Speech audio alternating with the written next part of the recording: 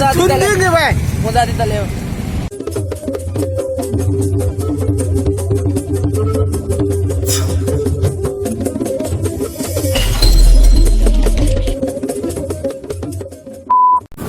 Hello guys, I'm Muda na kasi katay pa na video may ako. Sorry. Kasi yung vlog si ay subscriber may ang request kita kung ilan sem jam kasi kini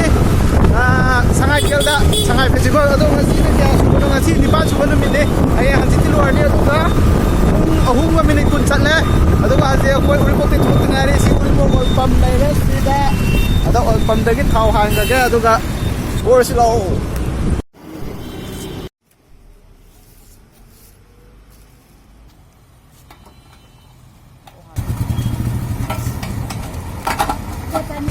Santo ja khoi ngang cái party đó đúng đi. Sida lai ngay party anh đi, amana sida lai re. Akoi mari je dum kare ba de dana dan.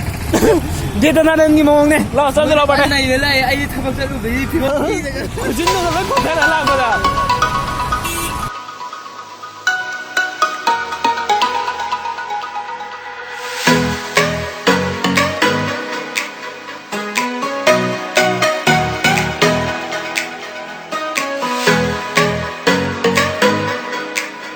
Sanjiki sola kana tanga kana hemen garden da do la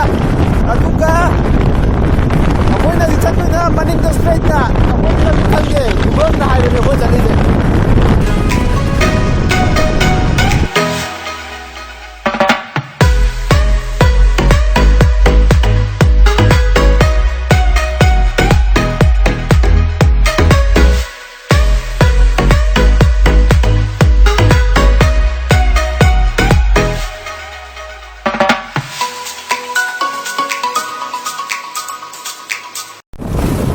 Sa jaga tekni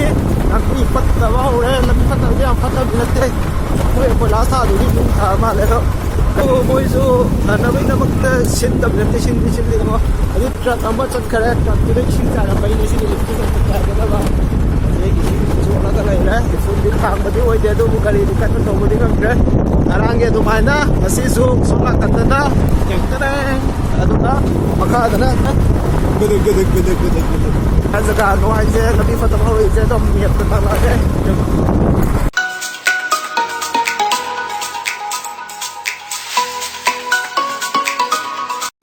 guys azia mong lambi fa ma pa yo re adi ke matin ko na to ka lambi fa re tu ga skill ji ta matin fa je ni na la je na ko ye manipur je hadana fa je drone ga lai ra ma than te ka tha ra ga di mai da re ja ni da ado bi wai phone ta je ma ga sa no kha te na ma ke ma pe an ni ku ba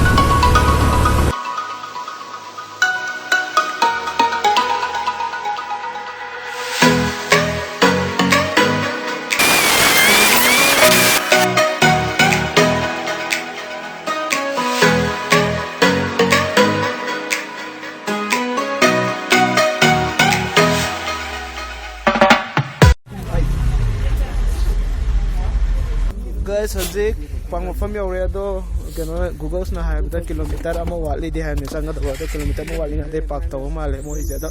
first time na khang de do location di am fat jai let's watch maning ge ching je fat jai am na da manung ke ke le na ni yeng aje course oh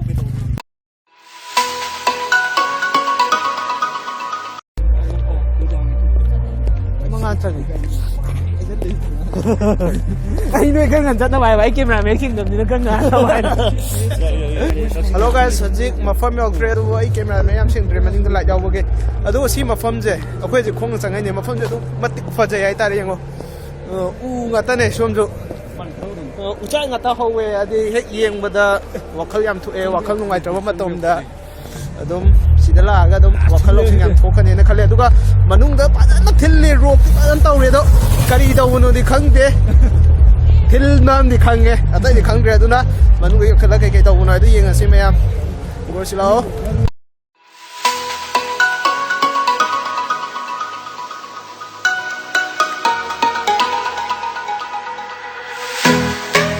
guys tickets leire sona kan ye aduga sigi ticket na miyam do lupa yang khai oye aduga gari ki dana lupa kun oye kon gang no khangdre o somdor male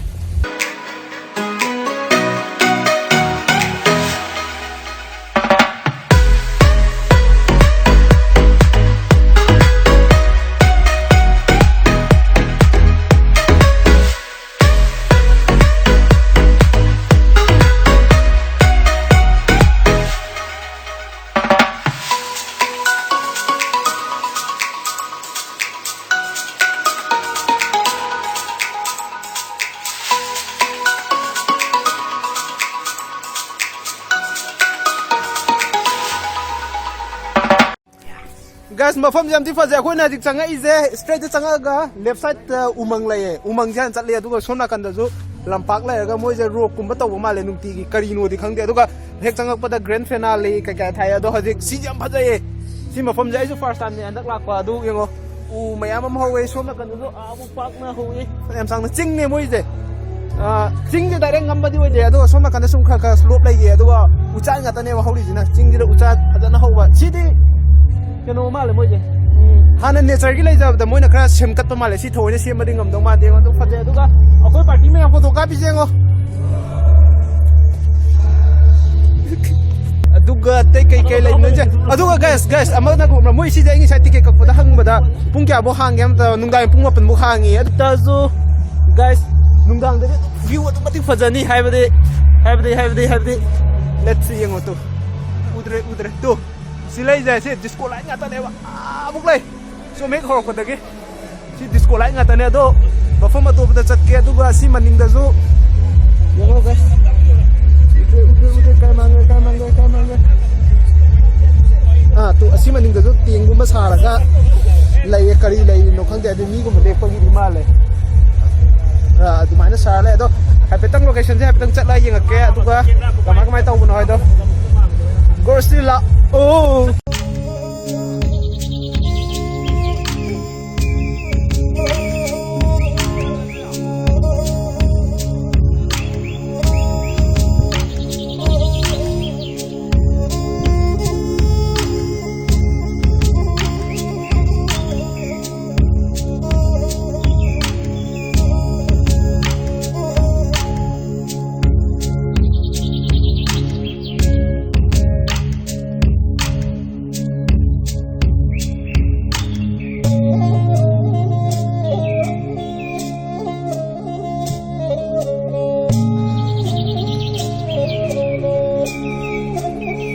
guys mafam je phajaye phaja man na di explain to bu jo haitre do moi simaning gi ting ji moi mi lek pa gi or ma le ani sai have do ado phajaye phaja mam da haibam khangdrai di moi u khog je straight ho wai tare yeng ne guys si du straight ho re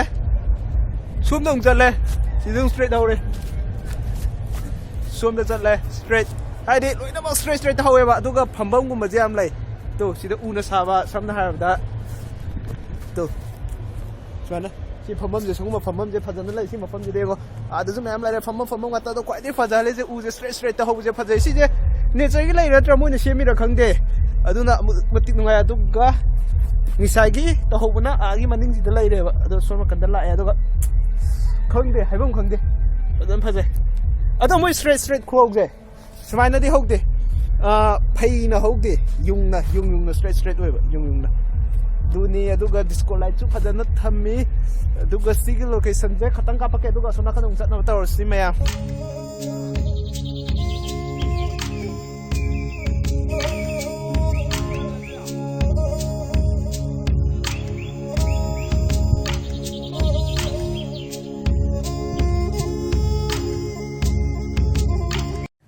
guys no ina like tam bai di to sengum ma chat pa college kum ka ma tam na go noi boy gum ba kolong gum loi thoki lai tai ke wa no em Sangaithel pak se law adu dum noi boy kolong dum phang ne dum i we ne de loi thoki ta ju ke wa bi ru no brain na knowledge lo let's see yengo ka mai ni i du no da itala ke je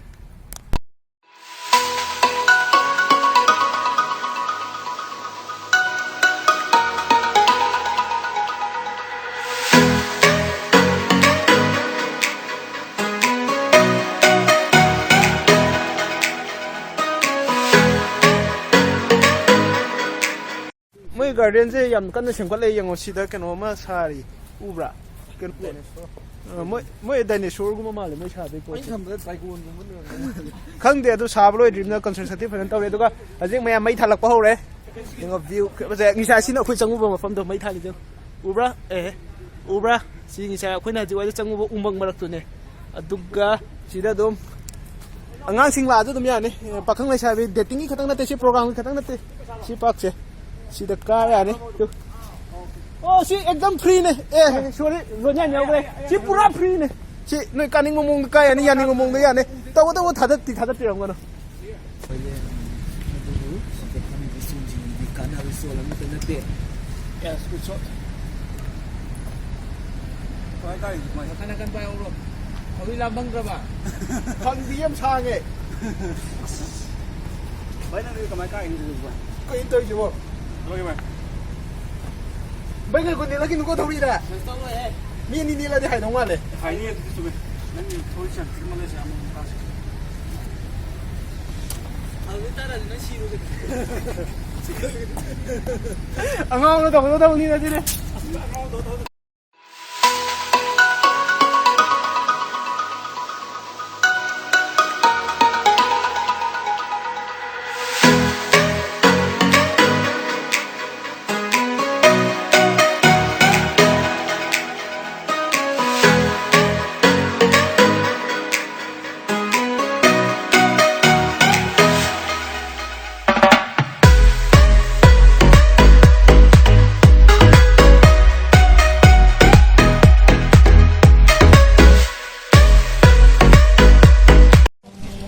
guys sung matam law nungdang da nungdang gi view ne phajam phase light de disco light ke mem tabde duga sida lak to je mem pochai laining ba pochai ying ning ba gi da mukta de lak pi ro upai lai ro duga phajam ma pham ying ning ba duga cha ba thak ba stall phajam lai cha na ba stall du stall do apchara ke duga yeng mai dang ta mit ki kumai ngak nungai na bi ta awa ba thamoi ga awa khak thunai bi dang ta di aduk matik phajam ma pham ma ni si ma pham je sung shu de lak pi yo mit ki phajam bi da mukta de mayam de si ne phajam ba khalle ado let's go cha bai matang da mukla ge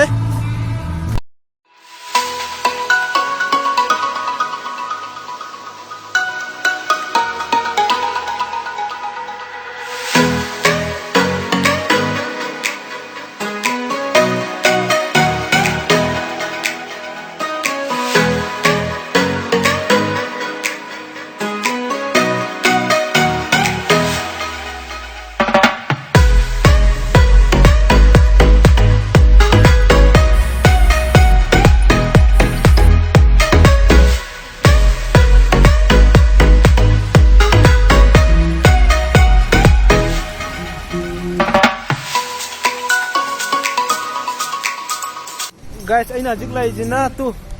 somna kandagi changpa sida le ba main gate cha de sida straight laga tu somna kangi side ta ne ngi sai gi aji mai thalo bangi sai umang lai da somna kangi side ta na chabang wi ke le da duga sige mamang da sida na stage sara ga ne ba moi rock to je moi ngi sai tha da grand finale na hai 29 thai da moi si nungti gi pang thop khang de ai jong khadana ri knowledge lai tre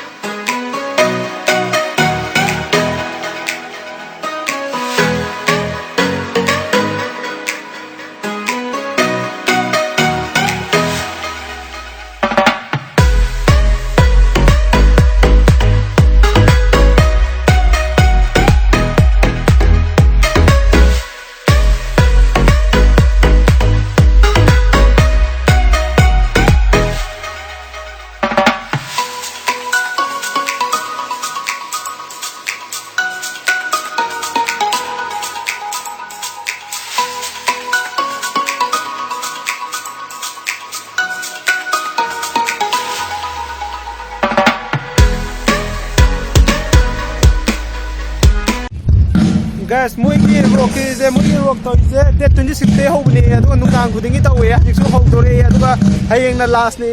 hangchi ti to ro adu mayam rock ing bro ta de heng date 29 ji da su soi de na yeng ba la pi raga rock performance yeng ba ni adu ga moi gi sound system light system adu matik phajana semi adu ga sigel light ji jam khang de ai hai ba ngam de yam ti fajai ado khoi ju ngasi di hanna ba tawge sa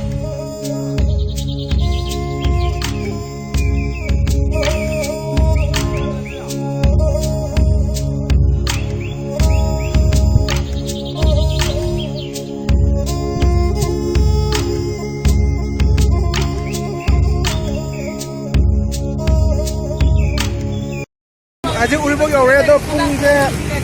mari ga mi phuni to chale do ai sai yowe pung hau tre soi dana ha je yowe gi pung je minute kun mu dai sang kun nga lambi fe lambi phata ma tiam khata adu ba mafam do dum batim phate adu noina garden lainung yengning bagi ta mak ko ri adu mafam da chatri no lainung di laite adu gi phata da direct nature gi phata u phata na horo ga phata bu ni adu ga mai gi disco lai phata ba manga adu ga khane chanja ba khot pagi irang phala lai oi hai ba de police person na pa nga a lai re mafam da adu ga khudong ti bam thu e khoi nga se ade misal lambi phate ab da adu de katang chala lambi pha bai de keno to ri mafam da sanga filter to ba da 1 kilometer te i paung tau da koilas ta hade moi labuk ta pukhi da thupagi leibak puthok da puthuraga tata do mu khoi ma da koilas ta leibak ta ho du ne leibak ta ho chau chau ta ho wa chau chau ta ho da koilas tu da lekhum du da chaka je ta aga slip chat pane mai di leibak tu da lekhum ma leimu du ne do na koilas oi da koilas uraga koilas ni la slip chat la da tu sal le khoi mana ba aduga aso pa ni ke mau tare lekhum khan tai aduga yam ti lok ni wa do akhoi gi tu salingai tu da mu activa da ani chung ba ni na maru ani ti le moi tu sal le taw le moi ju lekhum le na tai tai ra da akhoi chi kala me health to be me adu da mukta ba ti nu mai de aduga safe oi na chapi da phone do accident yam thokan ga ni khang ya de mafam du lambi do loina mam me ba street link ga am ta thai ma jaga oi de adu da mafam do tam tam thobi o safe oi na ba da mukta aduga ai battery lo gi warning ji pile aduga sini ngasi Kangleipak ta thui ba tho ai video sigi asoi ba pakta ba khota ba yaw ba gai e link ram ge Instagram da dai bi na ta comment box ta bi mo suggest to bi ram mo ado ngasi gi di kainer si mathang gi blog lak tri book tu bye kainer di ne ba do da bye bye bye bye aduna Sangaithel Kangleipak na oh sport mafam je sangai fitness sport mafam ina maria do adula le manga ne ngasi jali jiga mafam manga Sangaithel Kangleipak na yoi pore